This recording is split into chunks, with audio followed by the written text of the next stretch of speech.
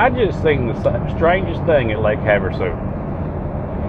There was a bum on the corner on like a sand crawler or whatever you call those things with all the wheels that are cool as hell and cost a mint. He had on designer clothes and he was begging.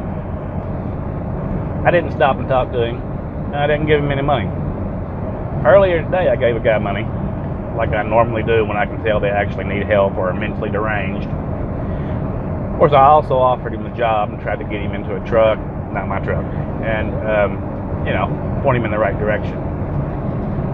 I think he was mentally ill. He had nothing to do with it. I've actually gotten three people jobs over the years that was homeless, and I helped get them into a school and put them on their feet to success. But seeing the guy today made me think about this situation. There's so many people begging for money. All right, if we think back, we can't think back this far. Our genetic memory doesn't go back this far. But if we think back in history at all points in times in history, there's always been a truck driver. He may not have drove a truck, but he delivered goods, or he procured goods for sale, or he broke trade routes, or he was an adventurer, he was a mountaineer, he did everything, right? All right, now these people sacrificed their life to do this stuff, right? But people don't want to sacrifice anymore. Me and you sacrifice, right? We go out here every day, we stay out, and we work.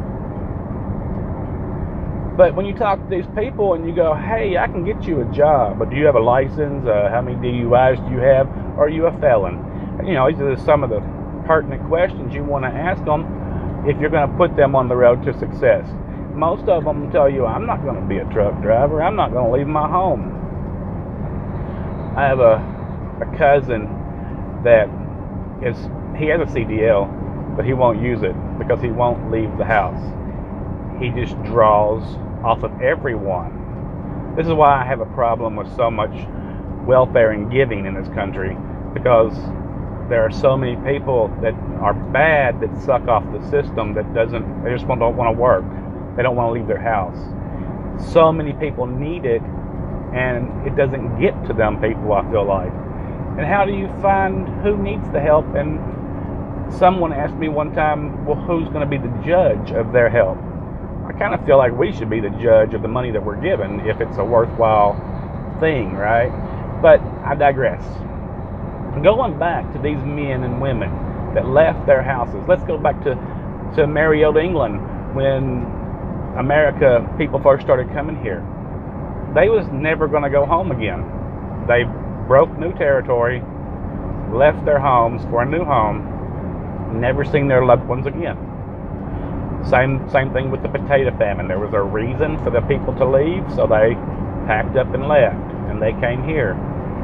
When they opened up the trade routes from Asia into Asia Minor, into China and stuff, those people, of course, they hope to get back home, but people don't always get back home. When the Mormons set out from Utah and headed to Donner Pass, they didn't think they was going to eat each other, but they did, right? So you never know what's going to come along and happen, People today, I wonder if the percentages are the same. If you take all the people minus the people and divide it out, right? If there are many people that do this, because plenty of people that, like I'm talking about, that will not look at a truck. I've been looking for a job for 10 years, but they will not look at a truck. Because there's sacrifice involved. We're a different breed. I think we're an older breed that we go out and settle a nation. If they opened up a bridge to the moon, that's 25,000 miles.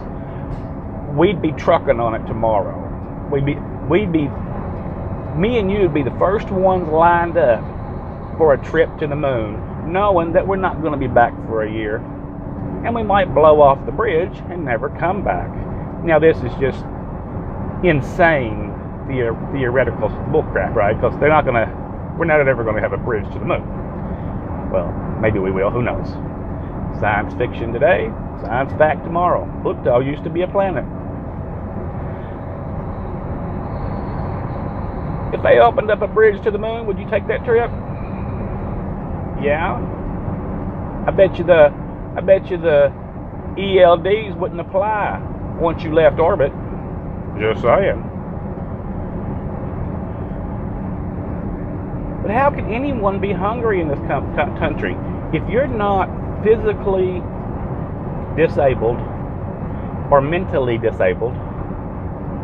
There's a job right here for everyone. Well, 50,000 minus that the industry is short. It's another 100,000 in the next 10 years. So, yeah, we can put a lot of people to work, but they just won't go to work. It's the same way with welders. They travel. Teamsters, pipe fitters. There's lots of jobs that travel. Pilots travel. Yeah, they're home a lot more than we are, I suppose. And some of us are home quite a bit, and we all kind of, look at each other different. Oh, you go home every week or whatever. Well, that doesn't matter. You're still making a sacrifice out here today, and you're gone. You're not sleeping in your bed. You're not using your bathroom. You're not eating at your table. Your family's not with you. A lot of people can't do that, I don't feel. They should be able to, but they won't sacrifice anything. My father-in-law, my ex-father-in-law, would only work 40 hours a week. He would never work a minute of overtime because he just said that, he wasn't going to do it. It wasn't worth it to him. I never understood that because he never made good money, but that was his choice. And his son does the same thing. And about those charities, I've got a family member that makes $70,000 a year. Doesn't work any harder than anyone else, but she makes $70,000 a year, which is good money, bully for her. But she makes it working for a charity. And I find that very disturbing because all she does is fundraise. And she does a good job at it. And it's not piecework. She makes the $70,000 regardless. That's why I find it hard to get to certain charities. I won't name the one she works for because you all know it. It's not a trucking charity. Don't worry about that.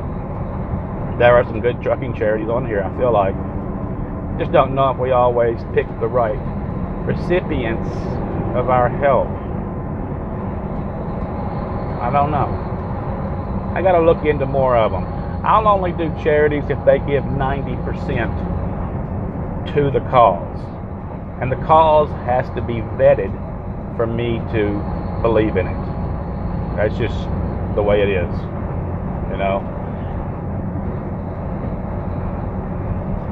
But if we can sacrifice, and if I can talk to these homeless guys and try to get them in a truck, then any of us can. I was talking to an old boy the other day. He said he's had 10 DUIs. Well, he could still drive up and try to get $5 off of me, though. I don't know. I got a bum over by Nashville. He's got a CDL, and he's always bumming money. After three years of trying to get money off of me, I asked him, "Have you still not got together enough gas money to get to Lexington, Kentucky to see your child?" He said, "Oh, I know you. I'm sorry." Yeah, you know me. You've done got me how many times? And you didn't get home to Lexington, Kentucky. So you can't trust the bums on the side of the road anymore. I had an old lady hit me with a turkey leg. She was bumming. I wouldn't give her no cash. So I brought her a turkey leg from the Flying J, because I like feeding people. And she said, "Whap." And hit me in the forehead with that turkey leg and said, you know damn well I want that money for crack. Anyway, that was just a funny story to end this on. These are just my feelings. Take it away, Ted.